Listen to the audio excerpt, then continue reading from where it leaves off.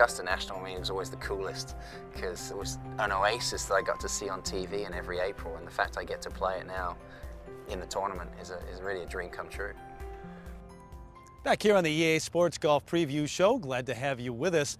This year, Tiger Woods PGA Tour 12, the Masters, offers you a road to actually playing in the tournament through a series of qualifying experiences that earn you privileges to take on the world's best players on the ultimate stage. Once you've driven down Magnolia Lane, you'll start to feel the same pressures that the pros feel when they have to challenge Augusta National each April. Few golfers have had the success that Tiger Woods has experienced in the first major championship played each year. So who better to offer his insights into the course's famous Inward Nine than the four-time champion? We've seen so many 30s over the years, 30, 31s on the back nine because it can be done. But also you've seen guys implode as well. 8-man corners over the years has gotten more difficult. 11's gotten infinitely more difficult. You're gonna have a short iron, so it's a decision that you gotta make. You either throw the ball up, spin it, or you drive into the hill. But the problem is a lot of times it's cut into the grain. So best case scenario, you just hit 2 perfect shots and do it 4 days and you're all right. You know, and on top of that, when you get to 12, the wind's all over the place. It's like, what club do I pull? And sometimes you're standing there waiting for the wind to get to where you need to for that club. You just stand there and wait and wait and wait. Wind switches, put the club down, you hit immediately. I think that 13, I don't think that people realize that it's actually slightly uphill, you know, your second shot. You see so many guys end up short in the water. You're making 3 there is all predicated on where the pin is. If the pin's on the bottom on the right-hand side, yeah, you got a shot at it. But if it's up on top, you're gonna have to make some kind of up over the hill putt. And, you know, realistically, that doesn't happen very often. I would have to say 15's much easier to make 3 on than 13, just because it's one, if it's warm out, you can get drives down there and you can hold that green pretty easily.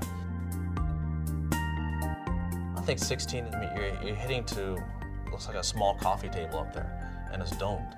There's no good place to miss it, so what I do is always fire it just left of the flag and make sure I always hit it, land it pin high. It takes a slope, it will go down the hill and then back towards me, so now I have an uphill putt. You expect to make birdie. Yeah, you have to hit the ball well. Yeah, you have to putt well.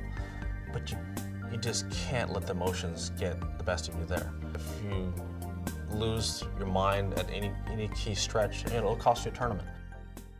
Masters, of course, is played on the same course every year, while the other 3 majors move around every year. But no matter what course they're played on, the U.S. Open, the Open Championship, the PGA Championship, they all demand that players raise the level of their game while keeping their emotions under control. The major championships are very mentally draining. There's no doubt about it. You know, your game is under pressure from the word go.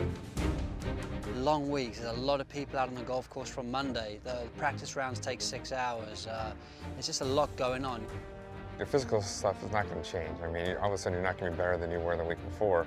But mentally is where you got to be so sharp. I mean, it is a grind from the first shot to the last shot.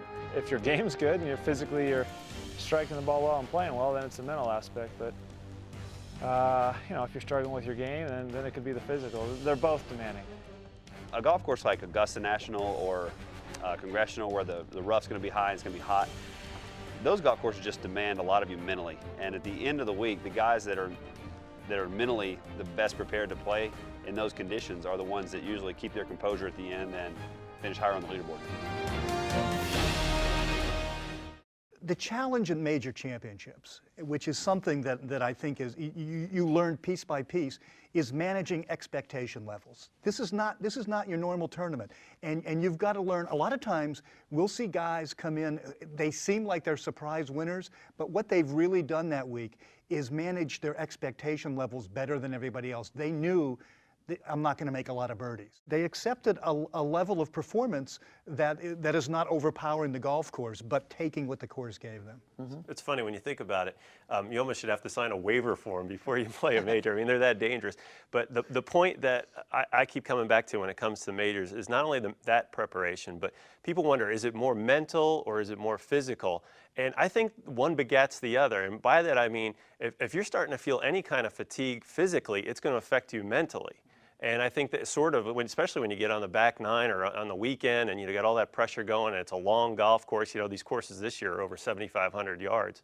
I mean, that's gonna weigh in on you, wouldn't you say, Jaime? Yeah, I think when you don't handle your emotions correctly, that becomes exhausting, and it actually, inhibits your ability to make a good golf swing. It starts affecting your coordination. Tension comes in, cortisol, adrenaline, and the majors are, they're like a little factory creating those things, and you have to learn how to suppress that stuff.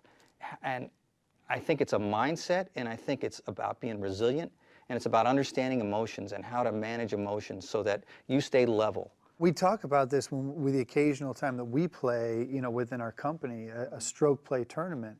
We talk about how rare it is to actually play 18 holes of stroke play. How about 72 and you're really good and you're competing and it's your livelihood and you've got the pressures and it's all you've played for all of your life? I mean, and it's at that higher level at a major. One of the courses that might be the hardest when it comes to just dealing with adversity is Royal St. George's. Emotion and resiliency is paramount on a course like that. I'm familiar with Royal St. George. I have some memory because I was there. But the Atlanta Athletic Club, I know that Tom's won at laying up, but that to me, I have no idea who that Mickelson favors. played really well there the last time. Kind of like the Florida events. It's sort of those southern guys always seem to surface during those events. Somebody like Hunter Mahan, there's a guy who could win Atlanta. We're all in agreement, though, that more so than ever, the physical and mental combination of being able to hold that together for 4 days is really what's going to separate you from everybody else. Interesting insight and hopefully some knowledge that will help you in the game. One guy who's using some of that information from Tiger Woods, PGA Tour 12, the Masters, is Rickie Fowler. And up next, we'll hang at home with the 22-year-old as he plays Augusta National on his gaming console while preparing for his very first Masters.